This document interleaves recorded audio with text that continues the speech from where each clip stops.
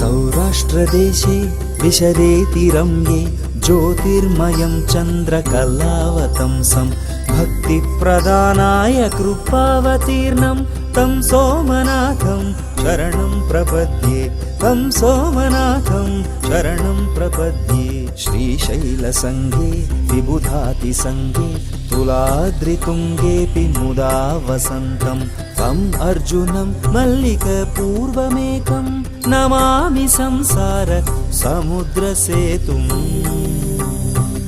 अवन्तिकायां विहितावतारं मुक्तिप्रदानाय च सज्जनानाम् अकालमृत्योः परिरक्षणार्थं वन्दे महाकालमहासुरेशं, वन्दे महाकालमहासुरेशं। कावेरिका नर्मदयोः पवित्रे समागमे सज्जनतारणाय सदैवमान्धा त्रिपुरे वसन्तम् ओङ्कारमीशं शिवमेकमीडे।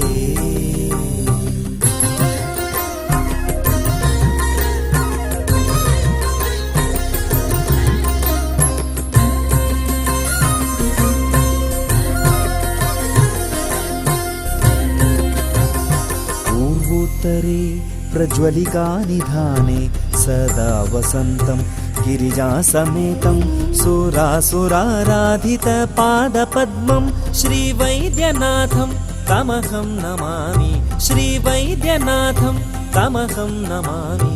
यां ये सदङ्गे नगरेति रम्ये विभूषिताङ्गं विविधैश्च भोगैः सद्भक्तिमुक्तिप्रदम् ईशमेकं श्रीनागनाथं शरणं प्रपद्ये, श्रीनागनाथं शरणं प्रपद्ये।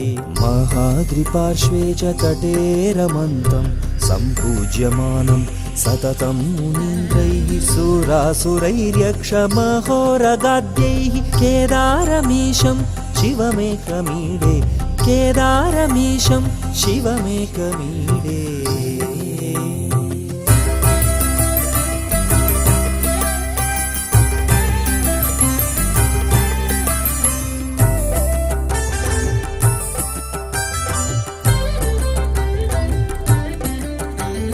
सह्याद्रिशीर्षे विमले वसन्तं गोदावरीतीरपवित्रदेशे यद्दर्शनात् पातकम् आशुनाशं प्रयाति तं त्र्यम्बकम् ईशमीडे।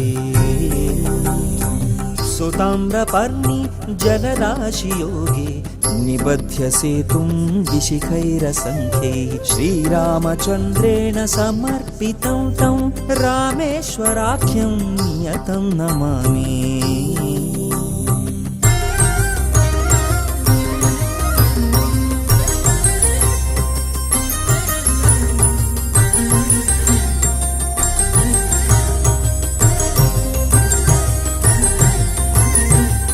दाकिनी शाकिनीका समाजैः निषेव्यमाणं पिशिताशनैश्च सदैव भीमादि पदप्रसिद्धं तं शङ्करं भक्तहितं नमामि। सानन्दमानन्दवने वसन्तम् आनन्दकन्दं हतपापवृन्दं वाराणसीनाथमनाथनाथं श्रीविश्वनाथं शरणं प्रपद्ये, श्रीविश्वनाथं शरणं प्रपद्ये।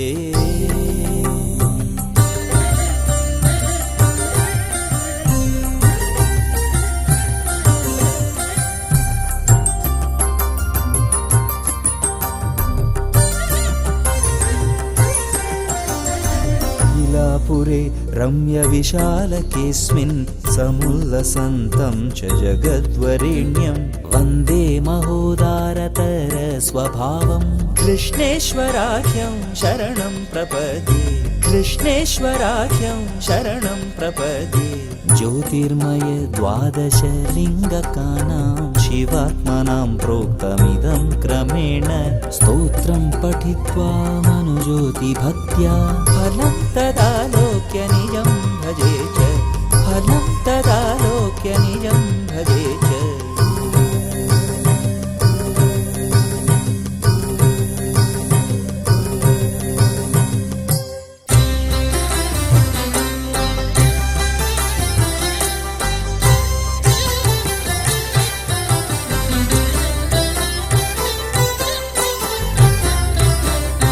ओंकारं बिन्दुसंयुक्तं नित्यं ध्यायन्ति योगिनः कामदं मोक्षदं चैव ओंकाराय नमो नमः।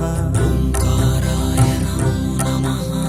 नमन्ति ऋषयो देवाः नमन्ति अप्सरसाङ्गणाः नरा नमन्ति देवेशं नकाराय नमो नमः। महादेवं महात्मानं महाध्यानं परायणं महापापहरं देवं मकाराय नमो नमः। मकाराय नमो नमः। शिवं शान्तं जगन्नाथं लोकानुग्रहकारकं शिवं एकपदं नित्यं शिकाराय नमो नमः। शिकाराय नमो नमः। वाहनं वृषभो यस्य वासुकी कण्ठभूषणं वामे शक्तिधरं वेदं वकाराय नमो नमः। वकाराय नमो नमः। यत्र यत्र स्थितो देवः सर्वव्यापी महेश्वरः यो गुरु सर्वदेवानां यकाराय नमो नमः। यकाराय नमो नमः। ओंकाराय नमो नमः। नकाराय नमो नमः। मकाराय नमो नमः। शिकाराय नमो नमः। वकाराय नमो नमः। यकाराय नमो नमः। षडक्षरमिदं स्तोत्रं यः पठेत् शिवसन्निधौ शिवलोकमवाप्नोति शिवेन सह मोदते।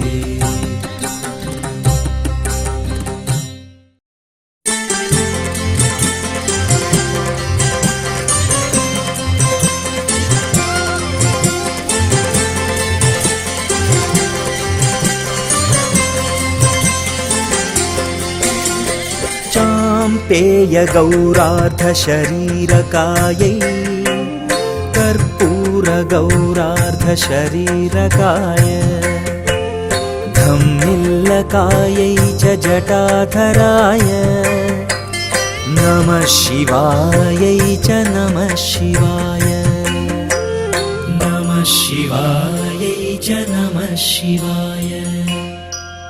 कस्तूरिका कुङ्कुमचर्चितायै चितारजः पुञ्जविचर्चिताय कृतस्मरायै विकृतस्मराय नमः शिवायै च नमः शिवाय नमः शिवायै च नमः शिवाय।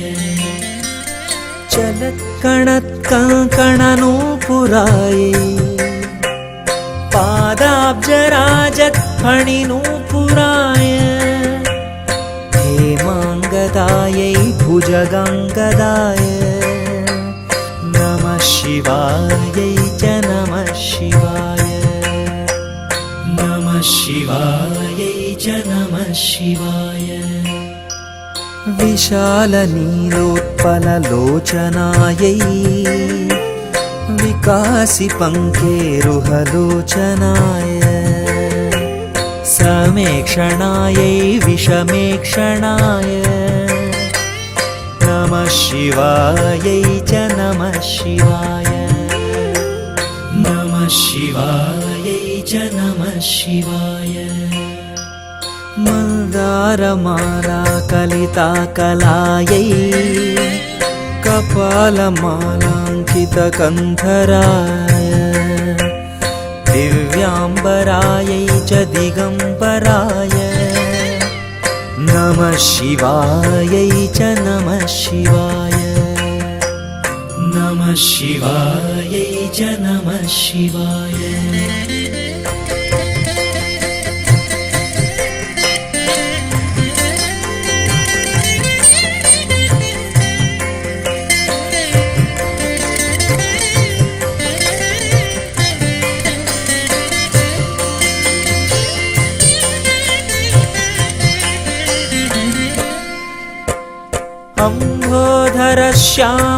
अम्भोधरश्यामलकुन्तलायै तडिप्रभाताम्रजटाधराय निरीश्वरायै निखिलेश्वराय नमः शिवायै च नमः शिवाय नमः शिवायै च नमः शिवाय। प्रपञ्चसृष्टुन्मुखलास्यकायै समस्तसंहारकताण्डवाय जगज्जनन्यै जगदेकपित्रे नमः शिवायै च नमः शिवाय नमः शिवायै च नमः शिवाय। प्रदीप्तरत्नोज्ज्वलकुण्डलायै स्फुरन्महापन्नगभूषणाय शिवान्वितायै च शिवान्विताय नमः शिवायै च नमः शिवाय नमः शिवायै च नमः शिवाय। ये तत्पठेदष्टकमिष्टदं यो भक्त्या समान्यो भुवि दीर्घजीवी प्राप्नोति सौभाग्यमनन्तकालं भूयात् सदा तस्य समस्तसिद्धिः।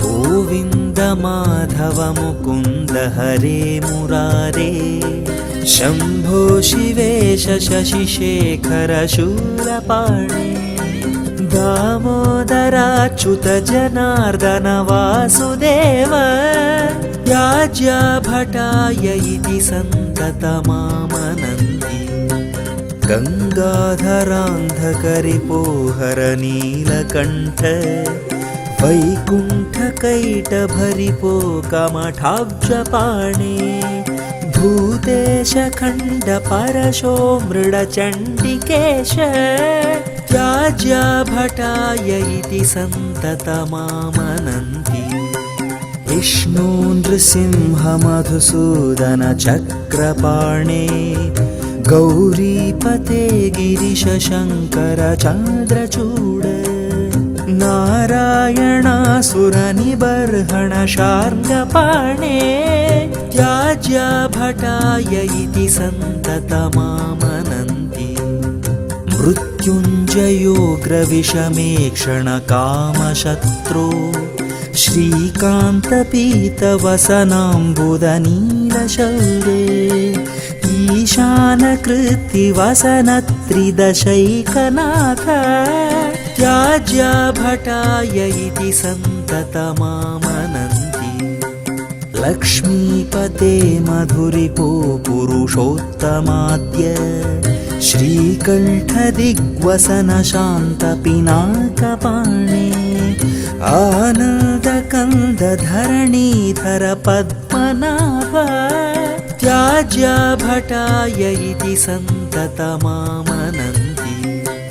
सर्वेश्वर त्रिपुरसूदन देवदेव ब्रह्मण्यदेव गरुडध्वज शङ्खपाणे त्र्यक्षोरगाभरणबालमृगाङ्कमौले त्याज्यभटाय इति सन्ततमामनन्ति श्रीराम राघव रमेश्वर रावणारे भूतेश मन्मथ रिपो प्रमथाधिनाथ चाणूरमर्दन हृषीकपते मुरारे त्याज्यभटाय इति सन्ततमामनन्ति शूलिङ्गिरीश रजनीश कलावतंस कंसप्रणाशन सनातन केशिनाश भर्गत्रिनेत्र भवभूतपते पुरारे त्याज्यभटाय इति सन्ततमामनन्ति गोपीपते यदुपते वसुदेवसूनो कर्पूरगौरवृषभध्वज भालनेत्र गोवर्धनो धरणधर्मधुरीण गोप त्याज्यभटाय इति सन्ततमामनन्ति स्थाणो त्रिलोचन पिनाकधर स्मरारे कृष्णानिरुद्ध कमलाकर कल्मषारे विश्वेश्वर त्रिपथगार्द्र जटाकलाप त्याज्यभटाय इति सन्ततमामनन्ति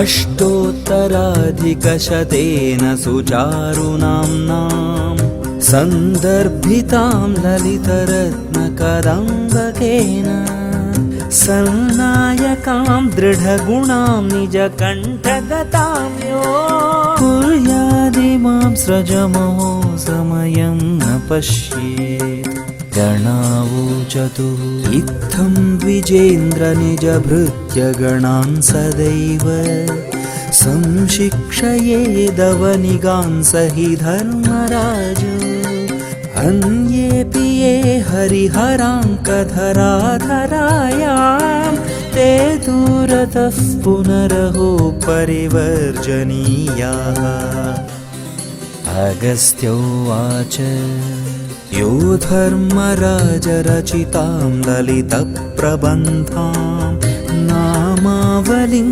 सकलकल्मषबीजहन्त्रीं धीरोऽत्र कौस्तुभभृतः शशिभूषणस्य नित्यं जपेत्स्तनरसं न पिबेत् स मातुः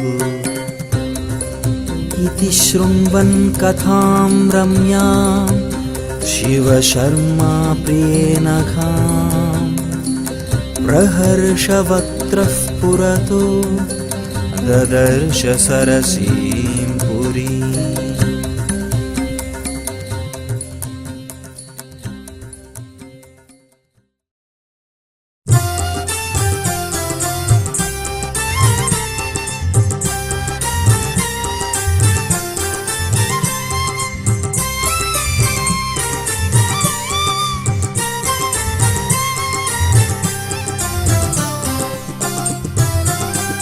पशुपतिं धरणीपतिं भुजगलोकपतिं च सतीपतिं पशुपतिं धरणीपतिं भुजगलोकपतिं च सतीपतिं प्रणतभक्तजनार्तिहरं परं भजतरे मनुजा गिरिजापतिं न जनको जननी न च सोदरो न तनयो न च भूरिबलं कुलम् अवति कोऽपि न कालपशं गतं भजतरे मनुजा गिरिजापतिं मुरजडिण्डिमवाद्यविलक्षणं मधुरपञ्चमनादविशारदं प्रमथभूतगणैरपि सेवितं भजतरे मनुजा गिरिजापतिं शरणदं सुखदं शरणान्वितं शिव शिवेति शिवेति नतं नृणाम् अभयदो करुणावरुणालयं भजतरे मनुजा गिरिजापतिं नरशिरोरचितं मणिकुण्डलं भुजगहारमुदं वृषभध्वजं चितिरजोधवलीकृतविग्रहं भजतरे मनुजा गिरिजापतिं मखविनाशकरं शशिशेखरं सततमध्वरभाजिफलप्रदं प्रलयदग्धसुरासुरमानवं भजतरे मनुजा गिरिजापतिं मदमपास्य चिरं हृदि संस्थितं मरणजन्मजरामयपीडितं जगदुदीक्ष्य समीपभयाकुलं भजतरे मनुजा गिरिजापतिं हरिविरञ्चिसुराधिपपूजितं यमजनेशधनेश नमस्कृतं त्रिनयनं भुवनत्रितयाधिपं भजतरे मनुजा गिरिजापतिं पशुपतेरिदमष्टकमद्भुतं विरचितं पृथिवीपतिसूरिणा पठति संशृणुते मनुजः सदा शिवपुरीं वसते लभते मुदम्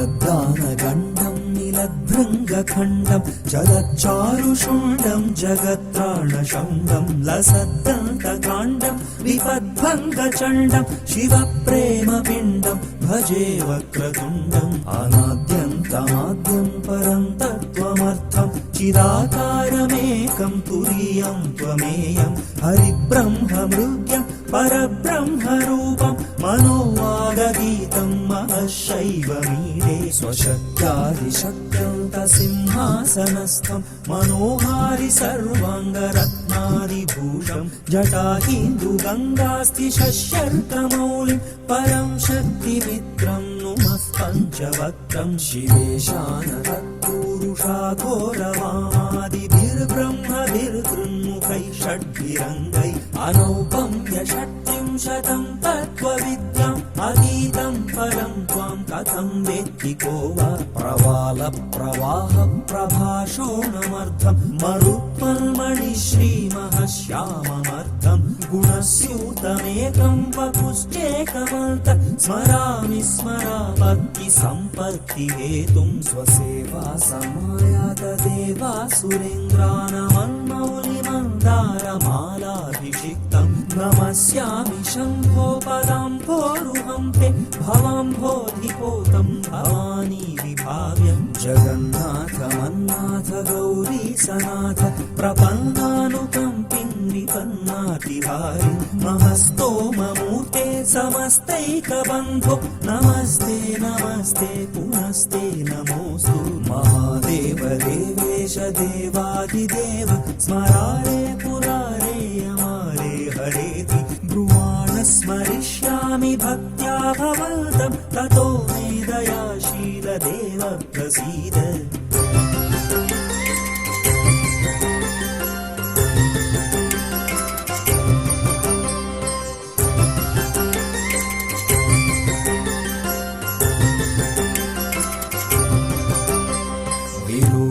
दक्ष विश्वेश विद्यादिकेश त्रयीमूलशम्भो शिव त्र्यम्बकत्वं प्रसीद स्मरत्राहि पश्याव पुष्य क्षमस्वाप्नुनित्यक्ष पाहि त्वमस्मं त्वदन्यः शरण्यः प्रपन्नस्य नीति प्रसीद स्मरन्येव हन्यास्तु दैन्यं न चेत्ते भवेद्भक्तवात्सल्यहानिस्ततो मे दयालु दयां सन्निधेहि अयं दानकालस्त्वहं दानपात्रं भवान्नाथ दाता त्वदन्यन्न याचि भवद्भक्तिमेव स्थिरां देहि मह्यं कृपाशीलशम्भो कृतार्थोऽस्मि तस्मात् पशुं वेत्सि चेन्मां त्वमेवाधिरूढो कलङ्कीति वा मूर्ध्नि धत्से त्वमेव द्विजिह्वः पुनः सोऽपि ते कण्ठभूषा त्वदङ्गकृता सर्वेऽपि धन्या न शक्नोमि कर्तुं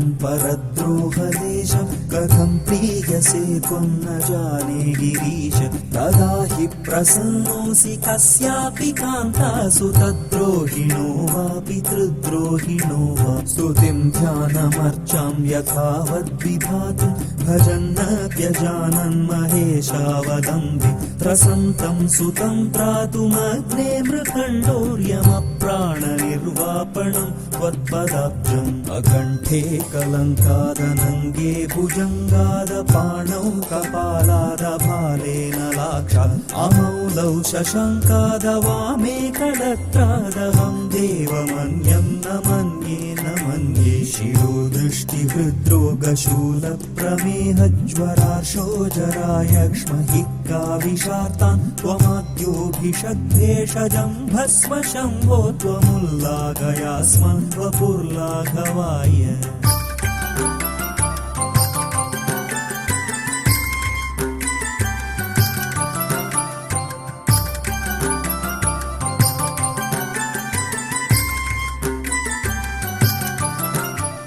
दरिद्रोऽस्म्यभद्रोऽस्मि दूये विषण्णो विपन्नोऽस्मि सन्नोऽस्मि भिन्नोऽस्मि चाहं भवान् प्राणिनामन्तरात्मासि शम्भो ममादिं न वेत्सि प्रभो रक्ष मां त्वं त्वरक्ष्णो कटाक्षः पतेत्यक्षयत्र क्षणं क्ष्मा च लक्ष्मी स्वयं तं वृणीते किरीटस्फुरच्चामरच्छत्रमाला कलाची गजक्षामभूषा विशेषैः भवान्ये भवायापि मात्रे च पित्रे मृडान्ये मृडायापघग्ने मखग्ने शिवाङ्गे शिवाङ्गाय कुर्मः शिवाय शिवायाम्बिकाय नमस्त्यम्बकाय भवद्गौरवं मल्लघुत्वं विदित्वा प्रभो रक्षकारुण्यदृष्ट्यानुगम्मा शिवात्मानुभावस्तु तावक्षमोऽहं स्वशक्त्या कृतं मे पराधं क्षमस्व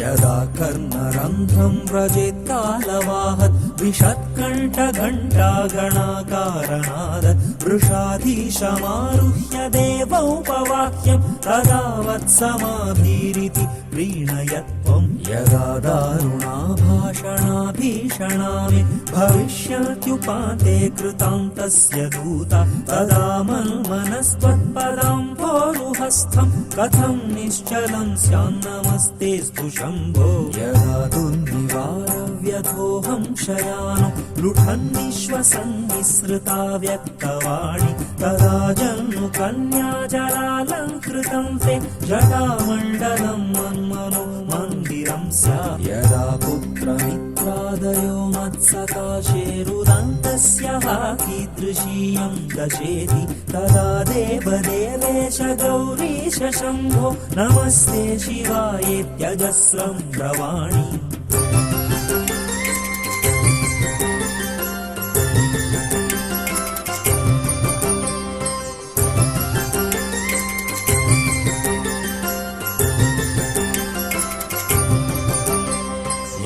पश्यतां मामसौ वेति न स्वानयं श्वास एवेति वाचो भवेयुः तदा भूतिभूषं भुजङ्गावनद्धं पुरारे भवन्तं स्फुटं भावयेयं यदा यातना देह सन्देहवाहि भवेदात्मदेहे न मोहो महान्मे तदाकाशशीतांशु सङ्काशमीश स्मरारे वपुस्ते नमस्ते स्मराणि यदा पारमच्छायमस्थानमध्ये जनैर्वा विहीनं गमिष्यामि मार्गं तदा तं निरुद्धं कृतान्तस्य मार्गं महादेव मह्यं मनोज्ञं प्रयच्छ यदा रौरवादिस्मरन्नेव भीत्या प्रजां यत्र मोहं महादेव घोरं तदा मामहो नाथ तस्तारयिष्यत्यनाथं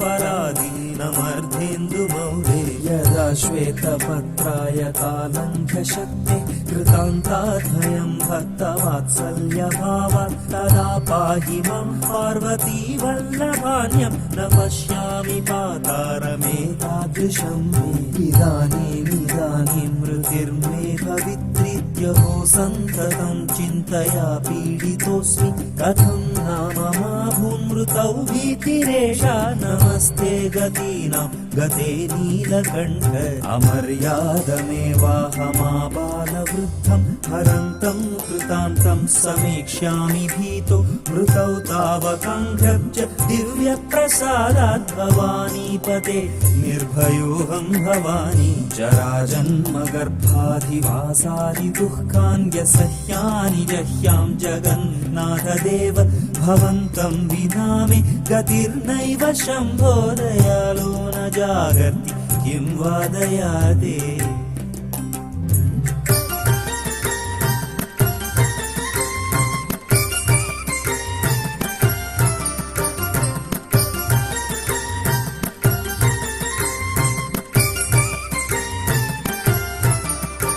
शिवायेति शब्दो नमः पूर्व एष स्मरन् मुक्तिकृन्मृत्युः तत्त्ववाचि महेशानमागान् मनस्तो वचस्त सदा मह्यमेतत् प्रदानं प्रयच्छ त्वमप्यम्ब मां पश्य शीतांशुमौलि प्रिये भेषजं त्वं भवौ व्याधिशान्तौ बहुक्लेशभाजं पदाम्भोजपोते भवाघौ निमग्नं नयस्वाद्यपारम् अनुद्यल्ललाटाक्षि वह्निप्ररोहैरवामस्फुरच्चारुवामुरुषो वै अनङ्गभ्रमद्भोगिभूषा विशेषैरचुङ्गाधचूडैरलं देवतैर्नो अकण्ठे कलङ्कादनङ्गे भुजङ्गादपाणौ कपालादवाले नलाक्षात् औधौ शशाङ्कादवामे कलत्रादहं देवमन्यं न मन्ये न मन्ये महादेव शम्भो गिरीश त्रिशूलिं स्वयीदं समस्तं विभातीति यस्मात् शिवादल्यथा दैवतं नाभिजाने शिवोऽहं शिवोऽहं शिवोऽहं शिवोऽहं यतो जायतेदं प्रपञ्चं विचित्रं स्थितिं याति यस्मिन् यदेकान्तमन्ते सकर्मादिहीनो स्वयं ज्योतिरात्मा शिवोऽहं शिवोऽहं शिवोऽहं शिवोऽहं किरीटे निशेषो ललाटे हुताशो भुजे भोगिराजो गले कालिमा च तनौ कामिनी यस्य तत्तुल्यदेवं न जाने न जाने न जाने न जाने